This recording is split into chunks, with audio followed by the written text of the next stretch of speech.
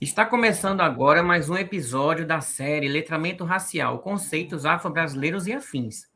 Um podcast dedicado a discutir palavras, ideias e conceitos fundamentais para compreender as relações étnico-raciais no Brasil.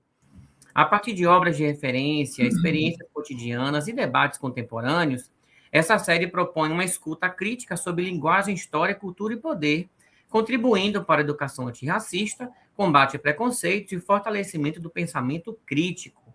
Esse podcast é uma realização do Soteroprosa, o portal de textos críticos independente mais antigo de Salvador. Siga no Instagram, @Soteroprosa. Entre no site www.soteroprosa.com.br e leia textos críticos nas mais diversas áreas.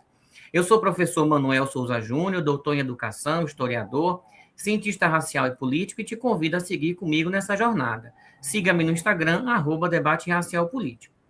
Semanalmente, teremos novos episódios com convidados especialistas em temáticas raciais e áreas afins. Para a gente começar, eu vou fazer minha audiodescrição. Então, eu sou um homem de 45 anos, pardo, uso óculos, barba grisalha, estou vestindo uma camisa cinza. No fundo da minha tela tem um mapa mundi e alguns livros. Inclusive, eu vou pedir a nossos convidados que também façam a audiodescrição deles. Essa série foi inspirada nos volumes 1 do Dicionário Racial, publicado em 2024, e o volume 2, que saiu agora no final de 2025. O conceito de hoje é um verbete do volume 1, e a gente vai falar sobre racismo científico. Para falar sobre isso, está aqui com a gente os professores Anselma e Ayrton. Então, Anselma Garcia de Sales é professora, doutora em letras pelo Programa de Estudos Árabes da USP, atua nas áreas temáticas de História da África, Relações de Gênero do Norte da África, Literatura Árabe e Relações Étnico-Raciais. Ayrton Pereira Júnior é pai, candomblessista, conselheiro tutelar em Campinas, São Paulo, desde 2012, está em sua quarta gestão, é graduado em Educação Física, mestre em Educação, doutorando em Educação.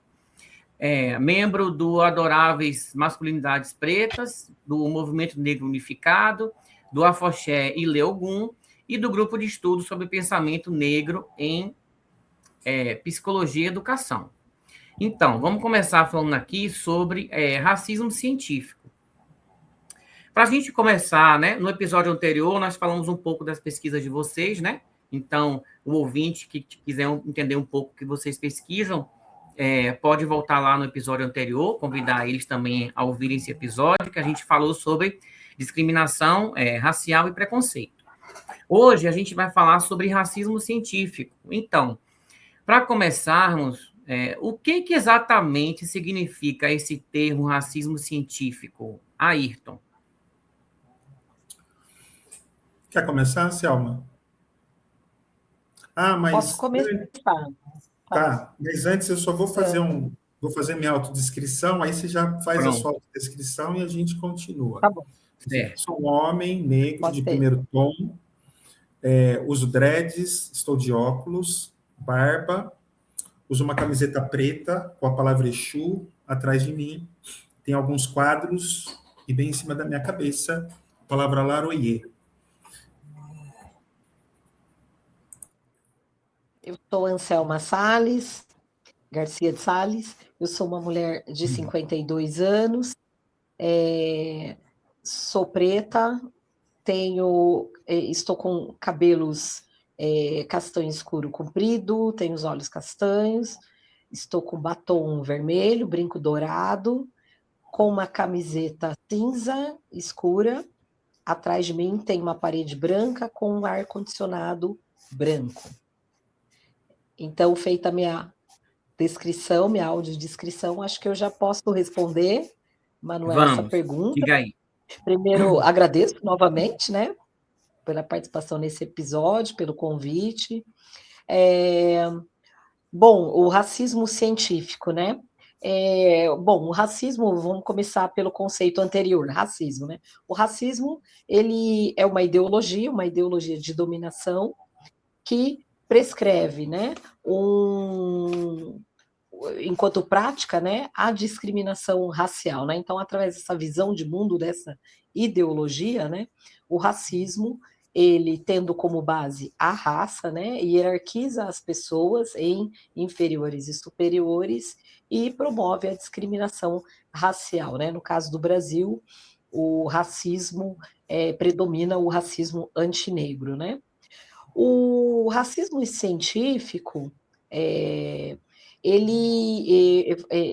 essa corrente, né, teórica e prática, né, ela começa ali com as formulações do século XIX que tentaram, né, conferir aí uma cientificidade, né, à dinâmica do racismo, ao mesmo tempo em que propunha, né, explicar, né, e como também legitimar através da ciência, ou seja, enquanto método, né, o racismo.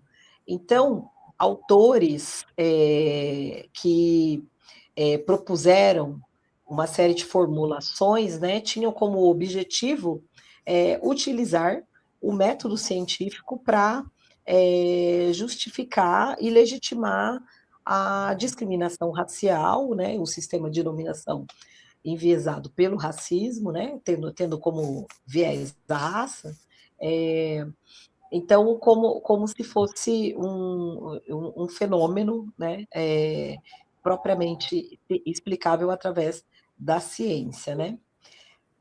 Bom, aí a gente vai batendo mais papo sobre isso, para não ficar O muito longa a verbete de minha resposta. vocês, ele fala, né, que esse conceito, né, de racismo científico, como você falou, né, que veio para justificar a superioridade branca e a inferioridade não branca, né?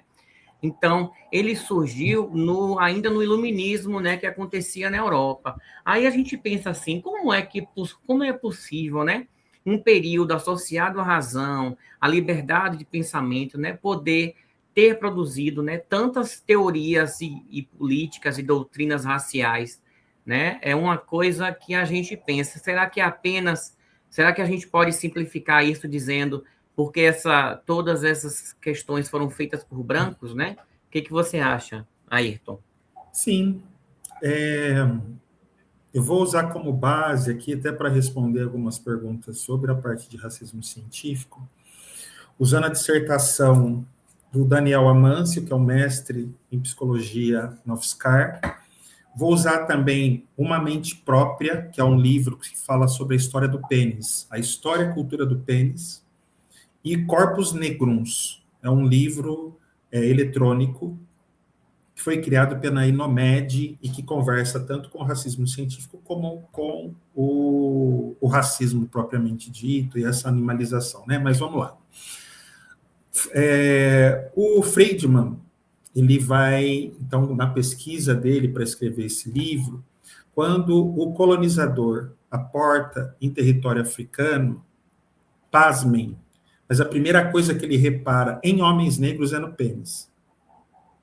E a partir daí ele passa a focar no pênis desses homens. Esses homens passam a ser dessecados, têm os pênis cortados, e aí essa pseudociência começa, então, a estudar os pênis. É óbvio que outras partes do corpo de pessoas pretas também passaram por essa pseudociência, tudo isso, inclusive, para poder, entre aspas, comprovar coisas que vão animalizar esses corpos. Então, a gente está falando do quê? Até antes do próprio darwinismo, vamos dizer assim, que o colonizador já vinha nessa toada para, então, cientificar, né, esse corpo, né, dando padrões para esse corpo. Para vocês terem uma ideia, os pênis dos homens negros eram colocados informal, eram colocados e eram expostos nas casas como bibelô, como, sabe, enfeite, dentro das casas no norte global. Então, o branco, ele precisa, né, dessas tecnologias, e a ciência foi uma delas, justamente para animalizar corpos, né, tanto de homens como de mulheres. O filme Django Livre, ele é assim o puro suco ele explica muito bem em algumas partes do filme o que significa esse racismo científico.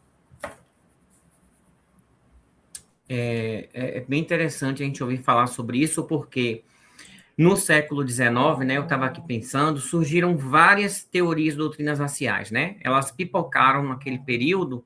Então, a gente teve darwinismo social, a eugenia, antropometria, antropologia, né, frenologia, craniologia, várias ciências que surgiram naquele período, justamente todas elas queriam justamente tentar buscar, né, como Anselma falou, cientificamente essa superioridade e inferioridade, né? Agora, como é que foi possível essas ideias científicas serem utilizadas? Como é que elas podem ser utilizadas para a gente justificar hoje as desigualdades sociais e raciais que acontecem no nosso país? Quer falar, Anselma? É bem interessante quando nós pensamos as formulações, né, do Brasil em desenvolvimento. Então, o racismo científico foi um recurso em que esses formadores de opinião, né, daquele momento, né, do século XX, eles buscaram para tentar explicar a desigualdade. Então, a desigualdade ela é explicada não como um processo, né, que é depreciativo do ponto de vista, né, da própria desumanização das pessoas, né, dessa acumulação primitiva que desvaloriza as pessoas com esse objetivo, né, de fomentar o capitalismo. A explicação não é essa, né? Então, houve aí uma tentativa de explicar a não inclusão dessas pessoas. Então, há alguns principais formuladores. Primeiro, Silvio Romeiro, né, que acreditava, né, que a sua proposta teórica tinha como afirmação principal de que, à medida que o elemento negro fosse desaparecendo, né, através dos casamentos interraciais, fosse desaparecendo do Brasil, haveria aí um melhoramento da sociedade brasileira, uma vez que a causa da degeneração e da desigualdade, né, brasileira e do não desenvolvimento brasileiro estaria justamente na quantidade de pessoas não brancas, né, de pessoas negras. Então, com o passar do tempo, à medida em que o elemento negro fosse extirpado, né, da sociedade brasileira, essa sociedade seria melhorada, né? Numa mesma abordagem, né, o Nina Rodrigues atribui, né, as mazelas sociais, sobretudo no viés da criminalidade, né? Ele estudou a antropologia criminal, a medição de crânios, enfim, de pessoas brancas e pessoas negras, para justificar uma disposição natural que as pessoas negras tinham para a criminalidade, né? Como se fosse um determinismo natural, né? E o Oliveira Viana, né, um médico, ele tinha um pensamento parecido com o do Silvio Romeiro, que era, se nós formos pensar em termos nas artes plásticas, né, a redenção de Kant, né, que à medida que houvesse aí a política eugenista de incentivo à imigração de pessoas brancas, né, de pessoas europeias, esse quadro, né? Então, a terceira geração já desapareceu, a mãe negra, né? A avó negra já desaparece nessa terceira geração, né? Então, à medida em que se incentivasse a imigração de pessoas europeias, né? De povos europeus, à medida que fosse sendo misturados ao povo brasileiro, então esse elemento negro desapareceria, né? Essas ideias, né, nos anos 50, elas começam a ser refutadas, né? Uma vez que vão se surgindo explicações acerca do desenvolvimento brasileiro, considerando aí a história, considerando-se a economia, considerando-se a própria sociologia, né? Então, essas teorias caem por terra. No entanto, hoje, né, acho que é o início da sua pergunta, né, Manuel, elas são atualizadas, constantemente atualizadas, né? Um exemplo disso é quando o ex-presidente Jair Bolsonaro chamou os quilombolas que eles poderiam ser pesados em arrobas, né? Então, isso é uma animalização, né? É uma forma de desumanização que corresponde justamente aí a uma atualização, né? Dessas teorias do racismo científico. Aí, ao longo do papo, a gente vai falando mais sobre isso. Quer falar, Ayrton? Diga. Eu quero, porque já fazendo uma emenda com o que a Anselma trouxe, porque o Friedman ele vai falar sobre como toda essa animalização ocorreu dentro dos Estados Unidos. Então, ele diz que um homem chamado Witt, ele comparava o africano a um macaco. E ele expressou essa ideia na época como se fosse um proto-darwinismo, assim, como se tivesse sido o suprassumo de algo que ele tivesse descoberto, mas é puro racismo. E isso foi utilizado para ligar a negritude ao pênis grande e ao pecado. Então, nós temos 3 coisas se interseccionando, né? Tem religião, a hipersexualização, e isso aconteceu com muita frequência em território norte-americano. Tanto que, para vocês terem uma ideia, homens negros no sul dos Estados Unidos, quando eram mortos, o pênis tinha que ser retirado.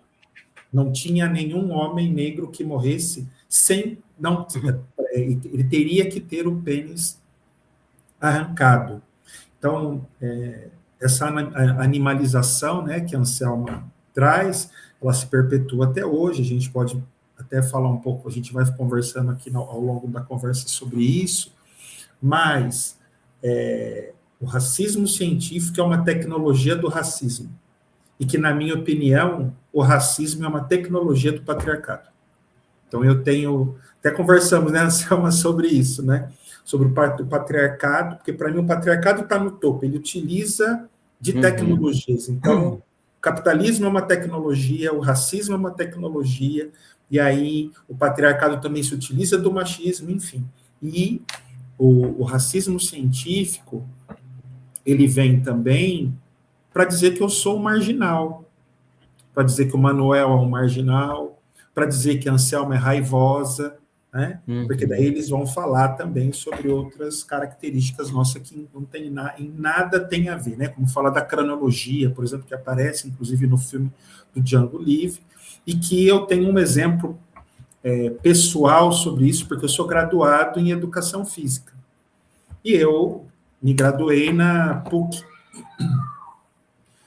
E aí, um dia, nessas aulas de teologia, o padre me coloca um texto que falava sobre isso. Ah, mas saiu treta, não deu outra. E aí, um cara branco, ele quis defender o padre. Eu falei, não, você não está entendendo. Eu estou com um texto aqui que eu estou lendo que eu sou inferior. Qual que é a parte que você não entendeu? E eram uns caras grandes, sabe? Cheio de jiu-jitsu, eu tive que debater com o cara. Foi uma coisa assim, loucura, loucura, loucura. E outra questão, dentro do racismo científico, a natação. Porque para o racista, o peso ósseo do negro é maior do que o peso ósseo. A massa óssea da pessoa branca é mais leve que a massa óssea da pessoa negra. Hoje, Manuel e Anselma, eu faço natação justamente para lutar contra isso. Eu amo natação, amo nadar. Eu fiz questão, inclusive, de fazer as práticas de formação na educação física, tanto no polo aquático como no nado livre, dentro da universidade, justamente para mostrar para essas pessoas que esse corpo de pesado não tem nada. Ele poderia estar mal treinado, mas pesado, o osso aqui, não. Muito, muito forte essa sua fala, né, Ayrton? É bem interessante te ouvir nesse sentido. Agora, aproveita que você está com a fala, você falou sobre Darwin, né? Então, de que maneira a teoria evolucionista de Darwin foi distorcida para o darwinismo social, que foi uma teoria racial, né, do século XIX? Conta um pouquinho para a gente sobre isso. Olha, eu penso que essa distorção é a partir do racismo que você vai distorcer mesmo para você ter privilégio. Vamos responder aqui, sabe, de maneira mais, né, sem cientificar Eles muito. buscavam, faziam uma ginástica mental, né, para conseguir buscar uma solução para aquilo, de modo que existisse essa inferioridade, né? Essa aí, você falou tudo. Diariamente, nós lutamos contra pseudos teorias de coisas e as pessoas vão inventando e vão fazendo costuras assim que a gente até se assusta, né? Então, por exemplo, voltando aqui um pouco no que a gente estava falando sobre o pênis, por exemplo. Existem artigos científicos que estão falando sobre homens negros gays que têm que performar héteros em uma relação com um homem branco. Eu vou no exemplo, assim, isso é muito grave. Isso é uma violência extrema a um homem gay, né, preto, e que tem que performar um hétero numa relação entre dois homens gays. E aí e nesse artigo eles falam, inclusive, porque tem um aplicativo, né, um aplicativo de encontros, né, especializado para homens gays, e que aí existem relatos que desse tipo de racismo que acontece a partir do racismo científico com homens negros, essa hipersexualização. Como aí você falou do darwinismo social, né, ou contemporâneo, vamos pensar assim, pensar no agora.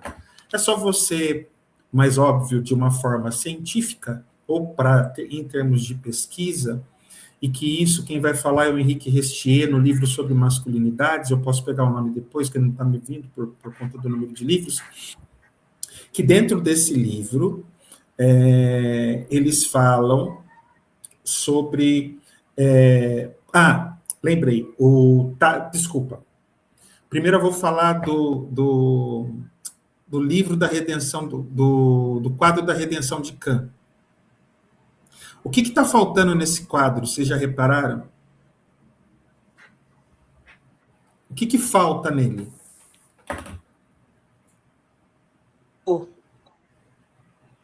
O avô. O avô? O homem negro. O homem negro. O homem negro, isso, Anselma. Veja só.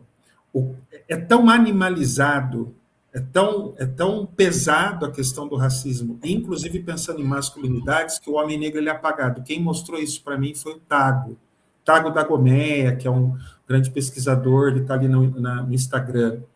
E, voltando para o livro do Henrique, fizeram uma pesquisa em sites pornográficos. E quando você assiste os filmes, essa pesquisa demonstra que homens negros têm que performar de uma forma mais animalesca, uma forma mais forte no momento de fazer o sexo. Da mesma forma que mulheres negras também acabam passando por esse tipo de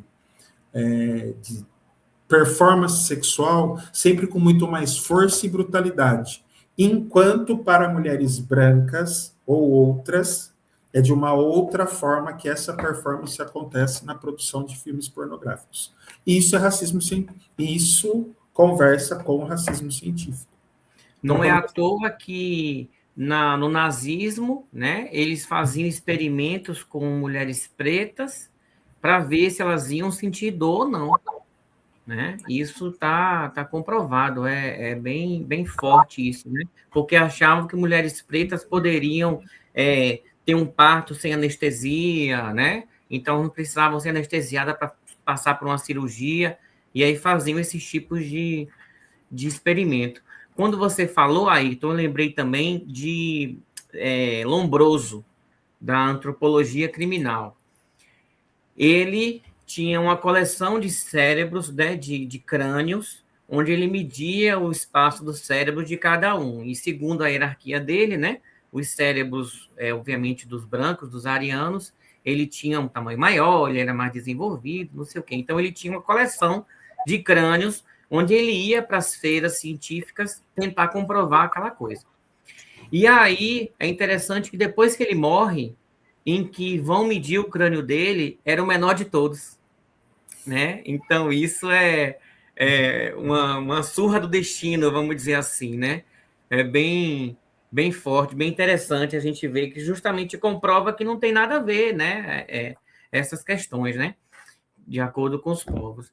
Agora, Anselma, a gente pode dizer que esse racismo científico ele foi menos ciência e mais ideologia política? O que você acha? Certamente. Bom, para ser ciência tem que ter um método científico, né? Então, é claro que no momento do experimento, você falou aí do cérebro, já falhou, né? Enquanto, né, na hora do experimento, quer dizer, a hipótese já nasce furada, né? Negros são inferiores, enfim, falha como método. Então, é uma ideologia, é uma visão de mundo, porque ele parte de uma representação social, né? Que virou uma teoria, né? Questionável, claro. Ele parte de representações sociais estereotipadas, né? De que mulheres negras aguentam mais dor, que isso é vigente até hoje, né? De que negros são bandidos, não são propensos a determinados esportes, né, como a Ayrton falou, né, e tem gente que repete isso. Eu vi uma formação de professores, uma professora falando isso, eu quase caí dura, né, morri, mas assim, né, a pessoa ali no racismo científico, né, e a gente nesse empenho, né, de utilizar referências adequadas, né, para ter-se práticas adequadas, né? Então, é uma ideologia, uma visão de mundo, né? E que a ideologia é uma visão de mundo, né? Um dos inúmeros conceitos, né? É uma visão de mundo que é formulada a partir de representações que se fazem que são feitas a respeito de determinados grupos. Então, no caso, as representações feitas sobre as pessoas negras, elas são forjadas nessas visões de mundo que são estereotipadas e totalmente distorcidas, né? E estão aí, por exemplo, essa questão do futebol, né? De se chamar de macaco, né? O âmbito recreativo, né? Tá totalmente extrapolado, porque é uma atualização do racismo científico, né? E é a associação, uma representação de um corpo negro animalizado, né? Associado a algo não humano, né? Então não é um xingamento vazio, ele está carregado de história e de ideologia. E, claro, né, a ideologia que alimenta o racismo, né? Essa ideologia que promove a discriminação racial, né? A violência racial. Isso que eu ia te perguntar agora, Anselma. O texto afirma, né, lá o rebate de vocês, que essas teorias nunca foram totalmente superadas, né? A gente ouviu aí alguns exemplos de Ayrton, dizendo onde a gente pode perceber esses ecos do racismo científico atualmente. A gente ouviu você também, Anselma, falando sobre isso, né? E assim, Anselma, quais foram os impactos realmente sociais duradouros dessas ideias que a gente percebe até hoje? Dê mais exemplos para a gente poder entender um pouco mais. Os exemplos, por exemplo, eu não sou, eu sou da área da educação, né? Como você já me anunciou. Mas se a gente pensar, por exemplo, na área da saúde, aí associando ao racismo ambiental, então, como essas políticas eugenistas, né, que promovem essa distribuição das pessoas no espaço, né, destituindo-as de determinados direitos por estarem em algum espaço e outro. Então, esse enviesamento, ele é racista, ele é baseado num racismo científico, porque as pessoas promovem-se um apartheid, né, em que determinados grupos terão menos direito à saúde, são locais em que há menos unidades básicas de saúde, e em que há menos profissionais, né, disponíveis para o atendimento dessa população, são locais em que, do ponto de vista do saneamento, serão mais precarizados, do ponto de vista da educação, são locais carentes, né, principalmente de vagas na educação infantil, né, e de profissionais aí qualificados para atuar, né, nessa área, né? Então, são espaços também em que terão menos áreas verdes, menos acesso à cultura, ao lazer, à arte, né? Ao direito à cidade. Então, existe ainda essa visão cientificista, né? Racista, uma vez que observa-se uma segregação por raça, né? Por raça, em que é claramente o estabelecimento dessas hierarquias. Então, são políticas ainda vigentes. Quando nós pensamos, por exemplo, na segurança pública, né? Quando se fica essa discussão aí totalmente ridícula de tons de pele, né? Do colorismo, né? A Sueli Carneiro, ela fala algo muito importante. Então, como é que vai se explicar aqueles diversos corpos pardos no necrotério, né? Então, o alvo, ele é muito preciso, né? Então, desses meninos, né? A maioria são homens, né? Meninos pardos e pretos, né? Que são as maiores vítimas da violência urbana, né? Então, na formulação das políticas, existe ainda esse pensamento cientificista de que determinado grupo, por ser naturalmente degenerado para a criminalidade, né, nessa abordagem racista, ele merece menos. Você falou aí, essa sua última fala, eu lembrei do filme M8. É um filme que está na Globoplay, né? E ele fala de um estudante de medicina preto, cotista, que ele vai estudar, obviamente, com muitos alunos brancos em sua sala, né? Estudar medicina.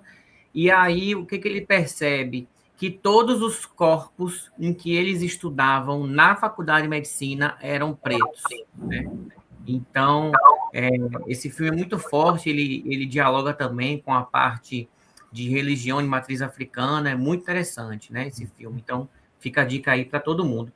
E outra coisa que você falou, que me veio também na cabeça, que eu lembrei, é desse livro aqui, Democratização do Colo, Educação Antirracista para e com Bebês e Crianças Pequenas, de Jussara Santos. Esse livro, ela fala, na pesquisa que ela fez, ela fala o seguinte, quando a gente vai para esse racismo científico na educação, ela fala o seguinte, que bebês pretos são deixados chorar mais do que bebês brancos. Então, quando o bebê preto chora numa educação infantil, a criança preta fica chorando mais tempo do que uma criança branca que já é logo pega e dá no colo e dá um dengo para a criança. Então, você vê como esse racismo científico, ele ainda está presente nos mais diversos meios e caminhos que a sociedade pode dar, né?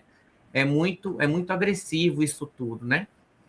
Muito interessante ouvir essas falas de vocês, que faz a gente ter vários flashes, né, sobre isso. Diga, Ayrton. Não, e no encontro do que você falou, e até na educação, né, Anselmo? Porque a forma como meninos negros, a partir do seu comportamento, são vistos como pessoas indisciplinadas, e não levam em consideração que podem ser outros problemas. Da área, por exemplo, como TDAH e outras patologias.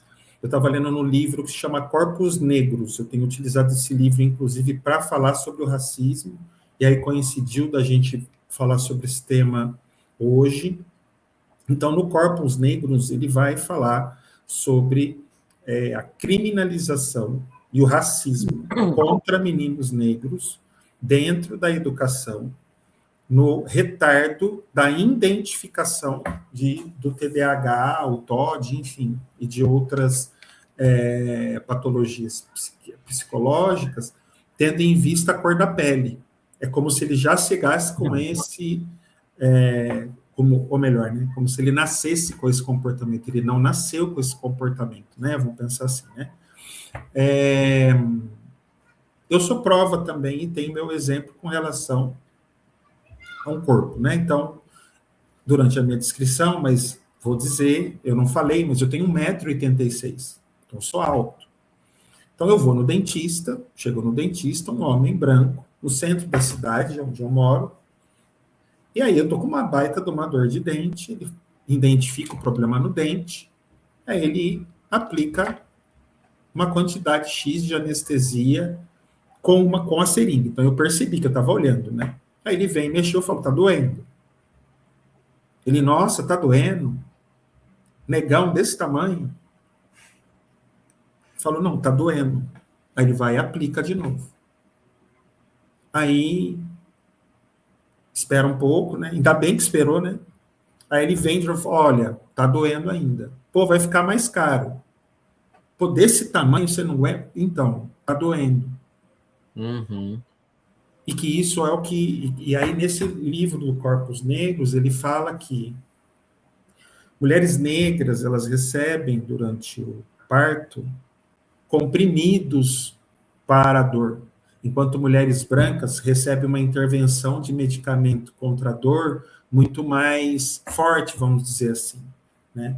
Então, e que aí conversa com essa animalização de um corpo que está para aguentar a qualquer dor, né? E aí isso conversa também dos postos aonde homens negros são colocados ou são levados, né? Óbvio que eu também estou falando de mulheres, mas vou fazer esse recorte por conta da minha pesquisa, né? Então, para quem não sabe ou não escutou o podcast anterior, então eu estou discutindo masculinidades pretas. Eu fui no hospital, porque eu uso o SUS. Aí, quando eu chego no hospital, um homem, segurança, de pele bem clara, que eu não vou saber identificar, eu não sei como ele se lê, fica na porta. Outros 2 seguranças são 2 homens maiores do que eu, então eles têm mais que 1,86 m, e negros da minha cor. Na hora eu já pensei assim, bom, estou no hospital SUS, onde por vezes faltam coisas.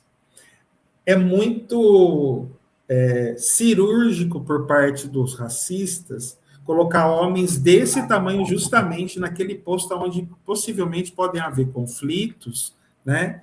A partir da falta daquilo que existe na educação, no SUS, enfim. Apesar da gente usar e saber que é bom, mas isso é o racismo científico. É isso que o racismo científico produziu. Uhum. Produziu para a visão dentro, ou melhor, para essa representação que a Anselma traz, a representação de quê? De um segurança. Inclusive um corpo que é o primeiro que vai pular na bala, como a gente fala na quebrada, né? É o corpo que vai primeiro. Então, eu, quando adolescente, mesmo na minha juventude, vai lá você para resolver essa parada. Você não pode ir lá para resolver treta, entende? Por quê? É um corpo grande, né? O marginal, o bicho, entende? Então, lembrei disso quando a Selma trouxe a parte da educação, porque dentro da educação tem isso, né? Então, corpos pretos que são... Então, a mulher, a menina negra que é raivosa, descontrolada, desqualificada, né? As provas dizem que, inclusive, eu já ouvi falar de pesquisas onde falam que o desenvolvimento de meninas e meninos pretos e pretas e pretos dentro da escola com professores negros é melhor que quando é com professores brancos. Isso o branco vai querer ver, né? Mas tem a ver também com o racismo científico, que desde lá de trás vai nos colocando nesse lugar de falta de sabedoria, de falta de consciência e de inteligência. Uhum. Muito interessante ouvir vocês falando sobre isso. Agora, quando a gente traz essa relação, né, dessas teorias, esse racismo científico todo, né, qual a relação entre o surgimento dessas ideias todas do racismo científico e momentos, né, que vivemos ainda de avanço de ideologias autoritárias ou de extrema-direita, como vivemos nos últimos anos, né? Como é que a gente pode fazer essa relação aí? Quer falar, Anselma? Essa relação, ela sempre se faz presente, né? Sobretudo em momentos em que há uma inflexão, né? Dessa estrutura racista, né? Ou pelo menos uma tentativa, né? De inflexão e essa presença, né?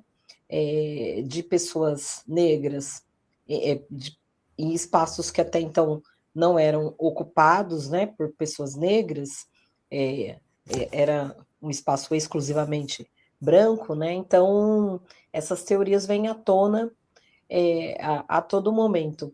Então, por exemplo, pensando aí, estou falando, lógico, de um processo reformista, né?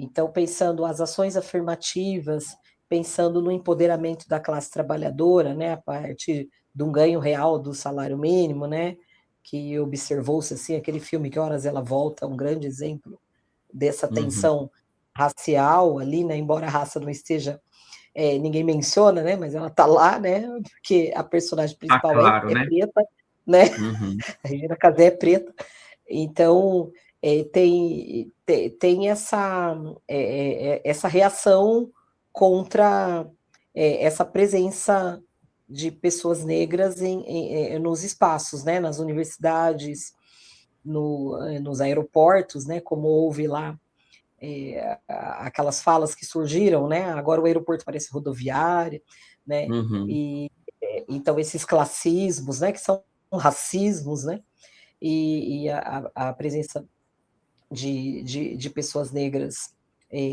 na feira literária, também Por teve exemplo, como é que uma pode essa reação, né? pessoa estar aqui ocupando esse espaço, né?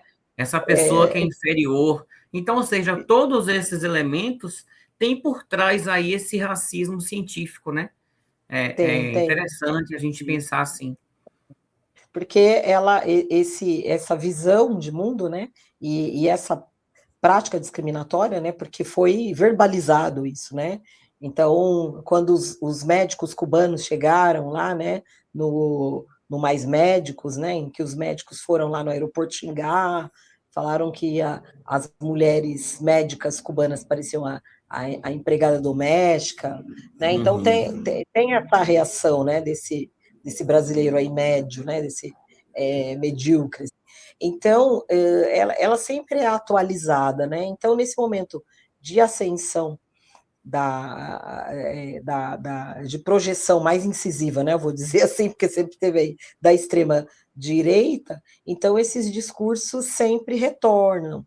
E pensando nas masculinidades, é uma coisa muito perigosa, pensando no caso da educação, que esse discurso ele está muito presente, discurso e prática, nos ataques que houve às escolas, né? Então, os jovens com suástica que atacaram lá com uma indumentária, né, lá o que aconteceu em Suzano, em 2019, o maior atentado, né, que aconteceu em Realengo, em 2011, né, que morreram 12 adolescentes e crianças também, a maioria meninas, né? Então, como na investigação desse crime, né, do criminoso Wellington de Oliveira, que é o único negro, né, que cometeu o atentado, todos os outros 25 foram cometidos por meninos ou homens e brancos, né? Então, como ele estava em contato com grupos neonazistas, com 2 homens que eram procurados pela Polícia Federal, um por ameaçar a Dilma de morte, o outro por incendiar o dormitório dos africanos na UNB. Então, assim, tudo está muito ligado, né? Então, a escola, ela sendo o lugar, né, apesar de reproduzir as violências que estão, né, aí na sociedade, racismo, misoginia, LGBT QIAPN, mais fobias, violências, capacitismo.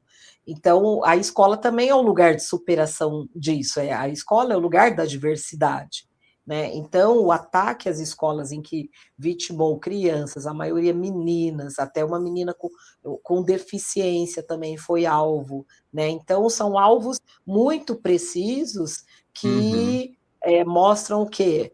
Você não tem o direito de estar aqui, né? Você mulher, você menina com deficiência, você pessoa negra. Então, essa atualização, e ela aí ultrapassa o quando, discurso, né? e aí, quando uma menina Sim. branca, por exemplo, sofre essas questões que você está falando aí tem uma aclamação pública muito grande, né? Tem um envolvimento, passa no telejornal toda hora. Eu só lembro daquele caso da menina Isabela Nardoni, né? Então, foi uma brutalidade que aconteceu com ela, lógico, não é desmerecendo essa violência que aconteceu com ela, mas meninas pretas são mortas de formas violentas todos os dias no nosso país, e isso não está no jornal, né? Então, por quê? Esse corpo não é digno de luto, né? Então, a gente vê tudo isso, e isso também atravessa o racismo científico, né? Exato, o massacre do Carandiru, o assassinato da Cláudia Silva. Então, são coisas assim, vergonhosas, horrorosas. O Brasil, aí na sua forma mais horrível, sendo o Brasil de uma maneira mais horrível. O que é matar a Cláudia Silva no bairro dela, né? Ser arrastada pelo camburão depois, matar meninos que sequer tinham sido julgados, que foram trancafiados lá e mortos daquela forma, né? Como o Estado reagiu àquele conflito, né? Matando pelo massacre. Então, a própria mídia ela seleciona, né? Qual choro o público vai ter. Né? Os palestinos agora também, as meninas do Irã, o Congo, a população do Congo, do leste do Congo, da República Democrática do Congo, o Sudão do Sul, o Saara Ocidental. Então, a mídia não mostra isso, né? Então, é tudo um racismo científico que passa pela até a produção da informação, né? Então, agora imagine de tudo que a gente estava falando, do ponto de vista da saúde, no âmbito da saúde, da educação, da segurança pública, né, que acaba essa matança de negros, né, aí no estado da Bahia, principalmente, os locais em que há mais negros, a polícia é mais violenta, né, então é tudo um racismo científico. Né, E a ainda polícia em também é vigor. muito preta aqui na Bahia, né? A polícia é muito Sim, preta, então a polícia sim, preta, ela não olha para os seus pares com um olhar imparcial, ela olha com um sim, olhar totalmente parcial, sim. como a gente diz, né? Como se fosse capturado pela branquitude, né? Sim, é uma É, visão do mundo, né, que treina, né, esses oficiais do Estado, né? Então, como o uhum, rap fala, olha quem morre, veja você quem mata, recebe o mérito a uhum, farda que pratica o mal, né? Do Racionais, né? exato. Então, é isso, né? Nos encaminhando agora para o final, né, do nosso episódio, Ayrton, qual é que cuidados devemos ter quando discursos científicos forem usados para explicar diferenças humanas, por exemplo? Que cuidado a gente tem que ter com isso? Olha, o cuidado que a gente tem que ter, tendo em vista a resposta, estou pensando na resposta mesmo, sabe? Dessa oralidade, como que eu vou explicar para o outro que aquilo, inclusive, é racismo, né? Então, pensando muito na hipersexualização de corpos negros, né? E aí eu vou falar especificamente do masculino. Eu sou um homem negro como qualquer outra pessoa. O fato de eu ter 1,86 m, sei lá, tem 100 quilos, isso não significa que a minha performance sexual é melhor do que de outros homens. Isso não significa que eu tenho um pênis maior do que de outras pessoas. Isso não significa que eu tenho mais força para carregar um carro nas costas ou para empurrar um carro. Isso não tem nada a ver, né? Uhum. Então, eu penso que é isso, né? Como responder a esse tipo de argumentação, né? Porque eu já passei por N constrangimentos a partir de ser um corpo de um homem preto e N constrangimentos, ponto. Uhum. E aí é você explicar, por vezes tem, né, Anselmo, constrangimento pedagógico, né? E aí você manda assim, a pessoa, nossa, e aí eles ligam o modo senhorzinho ou sinhazinha, né? Ah, e até chora, enfim, tem uma série de questões aí que é isso, né? Uhum. Cada um com seus BO. Eu tenho os meus, eles com deles e a gente responde, mas é isso. Eu penso que é como a gente responder, por vezes vão ser respostas com constrangimento pedagógico, mas a gente está aí para poder responder. O problema é quando não aceitam a nossa resposta e insistem. E aí eu costumo dizer que eu me afasto, eu saio. Onde o racismo está sendo servido, eu não fico. Então, eu espero que as pessoas saibam escutar, mas que a luta vai continuar mesmo, que a gente vai ter que estar dialogando e conversando, em especial, Manuel, vou até aproveitar, com os nossos meninos. E aí eu não vou aqui fazer recorte de raça, não. Todos os meninos. Nós precisamos conversar com os meninos. O exemplo que já foi dado, que foi daquele estupro coletivo, e quando a gente fala, inclusive, de racismo científico, nossa, eu não poderia deixar de dizer isso. Eu não estou aqui passando pano para ninguém, gente. Por favor, compreendam o que eu vou fazer, porque aqui nós estamos focados naquilo que significa racismo. Se você olhar as reportagens que saíram sobre as questões desse estupro, o único jovem que quase foi agredido foi um jovem negro. Uhum. O filho do subsecretário é um jovem negro. Então, vejam bem, eu vou repetir, eu não estou dizendo, né, não estou aqui inocentando ninguém, só estou dizendo que a partir do racismo científico e de um viés que já está muito bem estruturado dentro da nossa sociedade, esse corpo negro, ele está sujeito a mais violência, então é um corpo que pode ser abatido, é um corpo que pode ser alvejado, é um corpo que pode ser morto. Não aconteceu com os meninos lá, e não estou querendo que isso aconteça, no caso do cachorro-orelha. Você viu como é que foi? Inclusive pediram para tirar foto, para tirar não sei o quê, já desses meninos não. Por que será? E se lá tivesse um menino negro, será que ficariam as fotos ou não ficariam? Entende a diferença? Porque Exato. tem menino negro no Rio de Janeiro. Já lá no Sul, eu não tenho nenhum menino negro. Então, por que a justiça pede para tirar a foto deles? Enquanto aqui está sendo a todo e são mortes. Eu não estou desmerecendo nenhuma delas, seja de um cachorro, chega de qualquer coisa, mas é uma atrocidade, né? São atrocidades que aconteceram. Então é isso. Tem algumas sutilezas que a gente precisa estar atento. E obrigado, Ayrton. E você, Anselma, que cuidado devemos ter quando discursos científicos forem usados para explicar diferenças humanas e dar suas considerações finais aí para a gente poder encerrar? O cuidado é aquilo que nós precisamos nos observar, né, e ser mais críticos no que está no cotidiano, né? Bom, no Estado aí nós já falamos de várias coisas aí que depende de uma pressão social um pouco mais incisiva, né? Para mudar, né? Na saúde, na educação, na segurança pública. Agora, no cotidiano é isso, porque mesmo falas que são lisonjeosas, elas têm ali a base do racismo científico, né? Quando fala, nossa, como você é forte, nossa, você não aparenta a idade que tem, né? Então, é a fala que se faz baseada nessa visão de mundo da pessoa preta, né? E do que representa uma pessoa preta, né? E sem se fazer as outras devidas associações, né? Se eu pareço uma pessoa de 52 anos, que as pessoas acham, né, que eu teria 30, sei lá, ou 40, né? Mas tem uma questão de cuidado que está aí, é uma ação, né? Tem o treinamento do atleta negro, né? Por que não tem nadador negro? Por causa de uma questão social, né? Eles vão aparecer, né?